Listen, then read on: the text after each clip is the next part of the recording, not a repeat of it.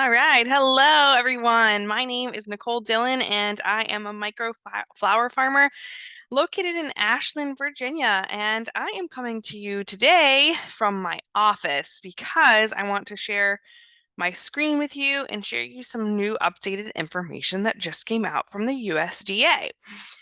So if you're new to gardening, there is something called a hardiness zone, and every single person in the United States lives in a particular hardiness zone. And if you look on plant tags when you're shopping around, you will see a hardiness zone on the plant's information tag. And what that information tells you is whether or not you can plant that plant in your area and it thrive and be successful and live through the winter months. Okay, so previously in Ashland, Virginia, we were in zone 7A. So the zones have two different categories to them usually. There's an A and then there's a B. So we were in zone A, which is a little bit colder than zone 7B. So I'm going to show you the map now and just point out a couple changes that happened.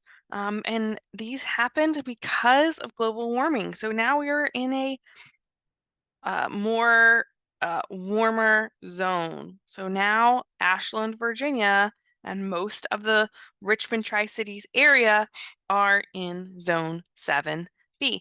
So I'm going to show you that and talk a little bit about how that impacts you, how that impacts your garden, how that impacts what you're planting, so that we can do our best to be good stewards of the land that we have been given, right? So obviously we know global warming is a problem. And now at one point it was kind of a big picture thing, right? Our ice caps were melting, right? And so now we're seeing, and it was kind of hard to believe because we weren't seeing it right here in where we live.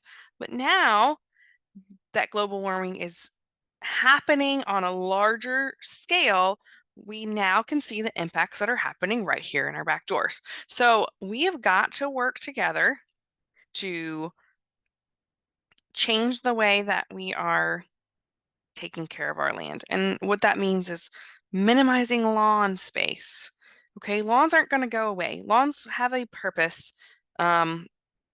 We need that space to recreate, to play sports, to do different things. Lawns aren't going away, but we can minimize our lawns and plant things that are going to help capture carbon and put it back into the soil because that is how we lower the soil's temperature. Okay, so I'm not going to get rid of my whole lawn. I live in an HOA.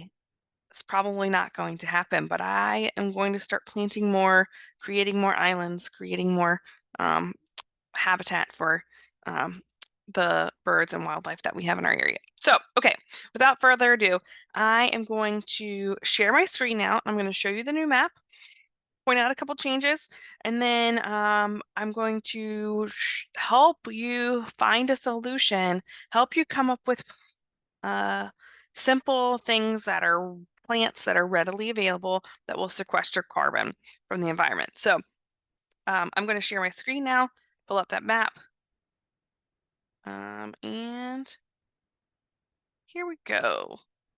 Right, so if you Google plant hardiness zone, you are going to come up with this map first. So this is from the USDA website. It is their map. You can come to this little search bar, type in your zip code, and find out what your hardiness zone is. Okay, so where are we? Hanover County. This is where I live. Okay, just to give you some perspective, I live right off Route 54 in Ashland, Virginia, and I am now in this lighter green color, which is zone 7B. So that means these are my average temperatures that I have at my home, okay? This is a change. I was in 7A, so you can see that there's a 10-degree, 5 to 10-degree difference between the different zones, okay? So we have warmed up that much that we can go into this new zone. Okay. If any of you follow Lisa Mason Ziegler, she will say that she is a Zone 7B, 8/8, Zone 8 gardener. Okay. Now, if you look, she lives out in this area in Newport News. Can't see it on the map, but there's Gloucester, Virginia here. There's, let's see, can I move over? Okay, there's Newport News way down here. Okay, they're solidly Gloucester, Matthews, Williamsburg, James City County. This area is solidly in the zone 8 now. Okay, so that means that they were going to not have as uh, much success with certain plants because it's just too hot for them. Okay, but then they also will be able to grow things that maybe they weren't able to grow before. So there's that can be an advantage there, but really, changing zones and getting warmer is not a good thing at all. Okay, and then in Hanover County, let's go back to Hanover. This is Route 54. This right here is, I'm hoping you can see my cursor actually as I'm recording this. The road right here is going to be Route 33 Mountain Road. So where 54 and 33 intersect, that is where you turn over back into that Zone 7A. Okay, so nothing, I don't think anything changed there. I would have to go back, and I haven't done a comparison, but I do know that I was a Zone 7A and now I'm a Zone 7B. So take that for what it is. Okay, so what do we do about that? I have created a little PowerPoint presentation to show you guys. And I will also post it on my social media so that you can have it to refer back to a little bit easier than coming into this video to watch. Okay, so here we go. All right. So I have listed for you 25 plants that sequester carbon. Okay. So I've separated them all out into different categories. So the first one is trees. Trees are super important. They're huge. They not only do they photosynthesize, capture carbon, put it back in the soil, they also provide shade. And what does shade do? Shade cools the earth, cools the planet. So I've separated out, I've given you 6 different trees that I like. So the first one and the number one is going to be the oak tree. If you have space to plant an oak tree, plant an oak tree. Oak trees are extremely important. They are habitat for like 150, I don't know, I can go back and I'm going to show you in a minute, different caterpillar species.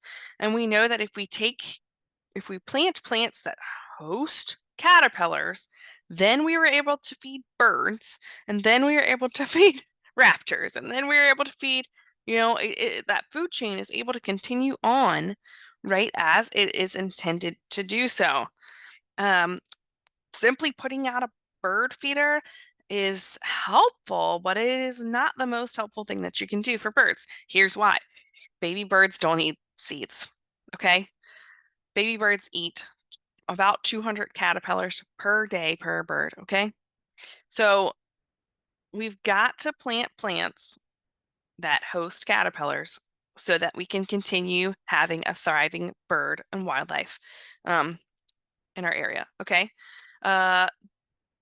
Black cherry is another important one. Medium, a service berry. They're beautiful. They have great little berries that the birds love, and it provides a food source for them.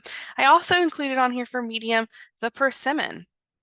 Okay, the persimmon is a oops. Let me go back. The persimmon is a plant that produces fruit. So it not only helps sequester carbon, helps cool the earth, helps feed wildlife, it helps feed you too. What else could be better than that? And then, of course, a favorites on the small end is the dogwood and the eastern redwood. Beautiful, beautiful trees. Okay, let me go to another screen to show you. If I can get there, I've got a toolbar in my way. If I can get to it. Sorry, guys. Thanks. Bear with me. This is my first video like this that I've done. So, okay. I want to show you something else. This guide right here is actually, let me go to page 1 to show you the cover first. All right, native plants for Virginia's capital region. So every region in Virginia has one of these guides, and you can get to it by just typing in Virginia Native Plant Guide. I also, at the end of this presentation, have a link to it, which I will post out and push out in all of my social media. So if you Google Virginia Native Plant Guide or click the link in my post, you will get all the guides. So there's guides for the entire region. You can buy a hard copy, or a lot of extension offices will just give them to you for free. And you can get your copy. I do understand that they are updating these guides to reflect this new information that we have. So I am going to be referring to the guide for Central Virginia. Oops. And I just clicked out of it. All right, let me find it again. Capital Region. PDF is free. Pulling it up.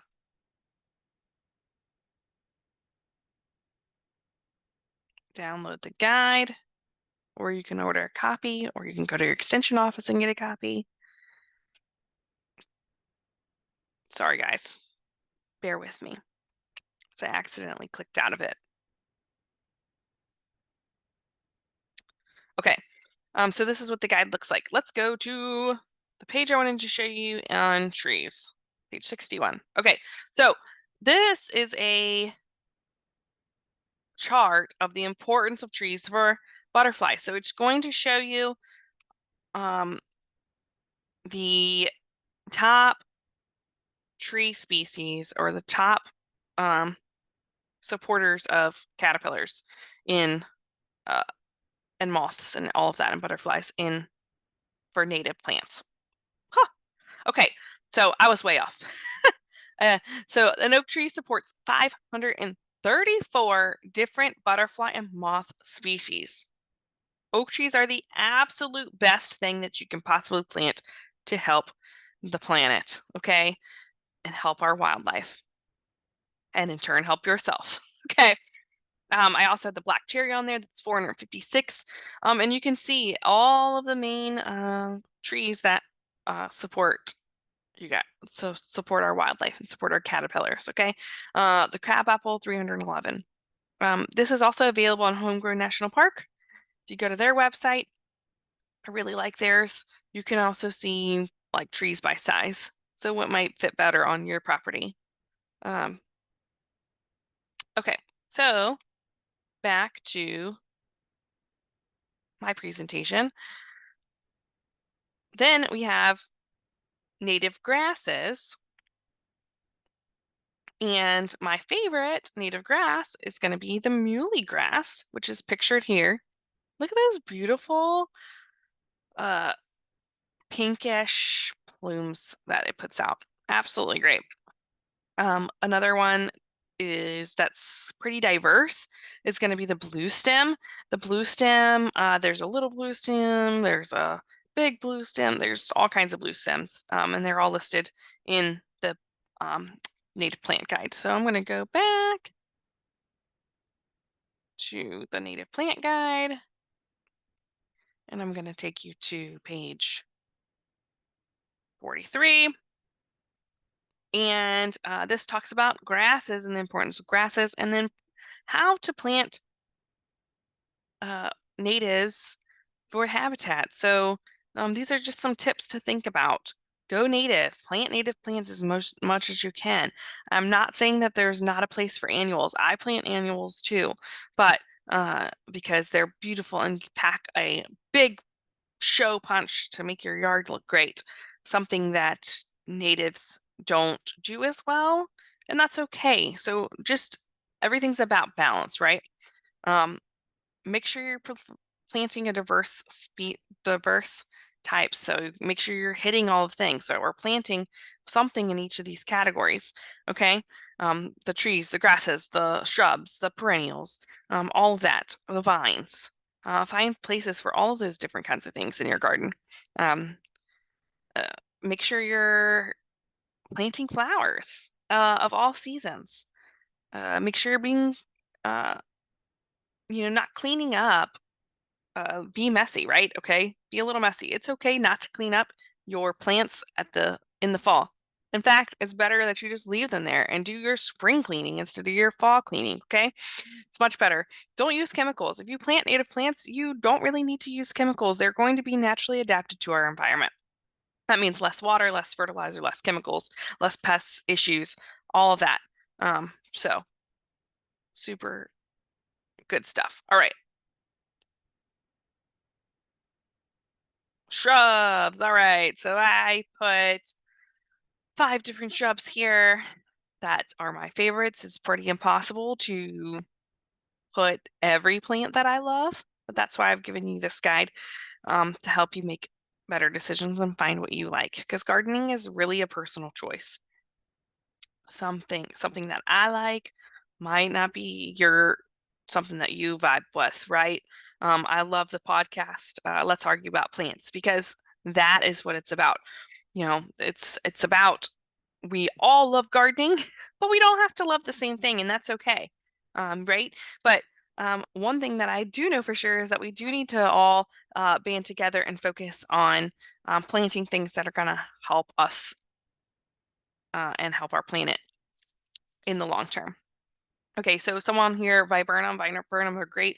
Another thing I wanted to note is that just because I listed a type doesn't, I need you to go and do more research and make sure that when you're purchasing these plants, you are purchasing native varieties, because for viburnums, for example, there are native viburnums and there are non-native viburnums to your area. Okay, so make sure you're purchasing the correct species, which are all listed out in that guide. Blueberry, right? Blueberries are excellent. Again, they feed you, they feed birds, they feed the soil there. Blueberries are fantastic to plant, and I don't have any right now, but I will be putting some blueberries in because my children eat them like crazy. Um, but we in our area have acidic soil. And blueberries thrive in acidic soil. So plant some blueberries. I know that a classic plant that you see all over Virginia and all over the landscaping are azaleas. So yes, you can still have your azalea, but just plant the wild azalea type that I've got listed here. Um, Beauty berries are lovely. I would love one. They've got these beautiful uh, purple berries on them. Haven't done that yet. I haven't really have not been in my home long. I've got a lot of area to plant shrubs. I have not planted a whole lot of shrubs yet, but I do want to. And you better believe that some of these, the viburnum and the blueberry and even the elderberry, are going to be on my list. Okay. Oops, let me flip back to my guide because I want to show you page 50. This is showing you about elderberry, viburnum, and blueberry, and it gives you so much helpful information. Some viburnums give you beautiful fall interest. Look at the fall foliage here. And then here, talking about the elderberry, birds are attracted to the purple black fruit and spread the seeds. And they provide a nesting structure for bees, and also help uh, provide effective erosion control on moist sites. So that could be one that's super helpful to you. Okay. Perennials. I have every single one of these perennials in my yard. Okay. So goldenrod, that picture is actually my like meadow area that just is part of my property. I didn't plant anything there. It's just what's growing. Goldenrod does not give you allergies. That is a uh, common misconception that goldenrod makes you sneeze. And it's not the goldenrod that's making you sneeze. It is the ragweed that happens to be out and about at the same time that goldenrod is blooming. Leave the goldenrod. Goldenrod is fantastic when it comes to supporting our wildlife. I would have to pull it up too, but it's a lot of species of caterpillars. Again, asters, beautiful, right? There's so many different colors that you can plant of those. Gives you some fall interest. Black-eyed Susans, they have a long bloom time. They are the number one planted native um, in the United States, from my understanding. Bee balm, Monarda, it's great. It also comes in a gazillion different colors. Um, Joe Pyeweed. This is one that is somewhat new to me. I planted it a year ago was when I first planted my Joe Plyweed, and I just love it. And it also comes in different sizes depending on the size of your garden. So I have the just straight Joe Pyeweed that's taller than I am, and this puts off these like poofs of pink flowers. And then there's Little Joe. There's um different sizes. I believe there's even a smaller one too now that's available, but they're great and the bees absolutely love them. And it also, I'm leaving mine up because the bloom heads are now like browning out, but I don't mind it. It provides some interest, some winter interest to my garden. So think I might leave it be this winter. Okay. Oops. I keep forgetting to like go back to my guide to show you some information. All right, so here's some information about goldenrod. So goldenrod supports 112 caterpillar species. 112, right? And look at all these different types. So there are types that prefer part shade, part sun, and some that prefer full sun. So you've got options there. Everybody should have goldenrod. I mean, it's absolutely beautiful. That yellow just pops in your garden. Okay. All right, and then the last page is just some other fun ones that I really like. And I think with the exception of ferns, I have all of these in my garden or around the property. So, passion vine is this picture right here. Like, wowzer, that looks like it's from another planet, right? It's so cool. Mine hasn't bloomed, did not bloom this year. I do have it planted. I expect some blooms next year. But how cool are those? Solomon seal is a great shade plant. It's beautiful. It stays its color. I have a variegated one. It stays its color all year and then doesn't go away until doesn't start looking yucky until um, after that first hard frost. Cardinal flower, lobelia. This is actually I was like blown away. I have trails in our neighborhood, and I found lobelia just growing naturally, growing wild along the banks of the ponds that we have. It's a beautiful red flower. I actually have a red garden, um, as an ode to one of my grandmothers that loves the color red. She's actually still living. She's 92. She loves the color red. So I have a red garden for her. Yarrow, that is my favorite so far. I'm still learning about native perennial cut flowers. So yarrow is my favorite cut flower so far that is native, and it comes in all kinds of different colors. It's easy to grow from seed. Pretty inexpensive to grow as a plant too if you don't want to do the seed starting. And it dries beautifully. And then ferns, I don't have any ferns. I'm not an expert on ferns, but there's a whole entire section in the guide, in the Native Plants for Virginia guide, with different ferns, if that's your thing. I know people absolutely love them. So let's flip on over to here, the guide. And we're looking at yarrow. So this is the white common yarrow. And then I might have questions about, like, can I veer away from the straight species? Um, and there's some debate on that. Go for the straight species if you can, okay?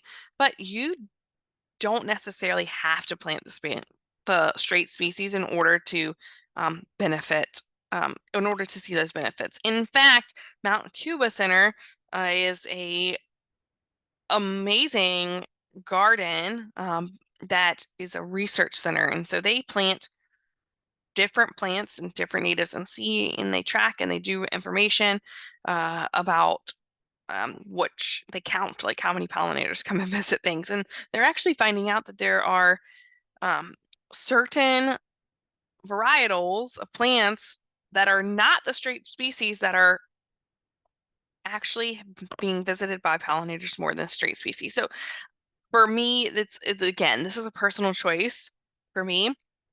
It's like I like a diverse colors. I like um, to have lots of different options.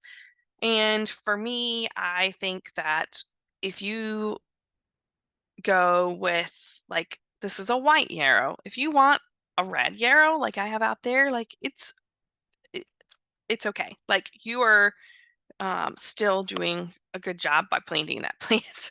You're still helping the planet by providing um, food for our pollinators. Okay. And you are still, all plants help pull carbon out of the air and put it back in our soil. If you're planting a perennial, like, okay, that's great. That means that you're not disturbing the soil every single year to, which disturbing the soil means that you're releasing carbon into the air. If you're doing that yearly, um, then that's not so great.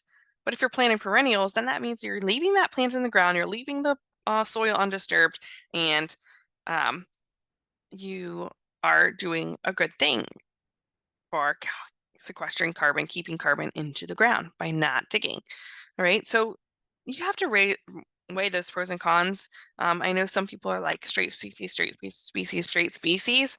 And I just don't think that that is 100% necessary. White swan echinacea, for example, is not a straight species. That is one that was created and bred by a breeder. White swan echinacea performs better than your straight species echinacea. Okay, so weigh those options, weigh those choices. All right. So, uh, going back here, this is my very last point here, my bonus. So there's actually 26 plants in here, and that's going to be clover. And clover is probably the number one thing I want you to focus on. The number one plant that I want you to throw the seeds down, or don't even throw the seeds down. Stop spraying broadleaf herbicides. If you stop spraying broadleaf herbicides on your lawn and you allow the clover to grow, then you are doing so much for your soil. Okay, soil health, get the soil health right, your plants will thrive. Okay, clover, there's so many different types of clover on the market. You don't like the white flowers? Okay, get the red one that's really like a pink and it's beautiful, or pinky purple. Um, get micro clover. I put micro clover, which is tiny clovers. I put that in my uh space between my rows of peonies. So I have a row of peonies, and then I have just native ground that I'm trying to grow clover in and let the clover push out all the things I don't want. Because clover is not only sequestering carbon, getting carbon out of the air, but it is also a nitrogen fixer. So it's putting nitrogen back in your soil, which is a free fertilizer. Okay, it's a no-brainer. Let the clover grow. Okay, it also, if you let the clover take over your grass, take over your fescue, fine, it's beautiful. It stays green, it doesn't turn brown, it doesn't grow nearly as tall, so you don't have to cut as often. Absolutely win-win. All right. So that's all for today. I hope that you found this helpful. Please let me know if you have any questions, if you need more resources, things like that. I've got on here the Native Plant Guide, US Hardiness Zones, and that is all that I have to say today. I hope that you um, found this helpful and that you have a great weekend and we've got the holidays and I know it's a busy time, but then start thinking about these things as you go into planning your gardening for the coming year. So that's all. Thank you. And I'm going to sign off now and let me know what you want to hear about next. All right. Bye.